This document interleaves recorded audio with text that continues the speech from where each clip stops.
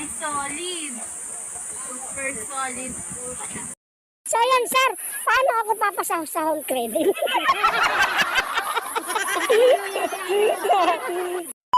As a volunteer ng AP, ng The Good News, Alfredo Ferrer, ano ang inyong pakiramdam na tumutulong kayo sa kanya?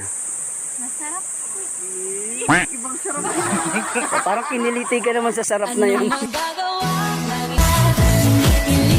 Volunteer, yung experience mo sa pamumulot ng mga basura, hindi... Nakakapagod po, pero masaya pa rin. Ikaw lang, sir. Nakakatulong tayo sa kalikasan.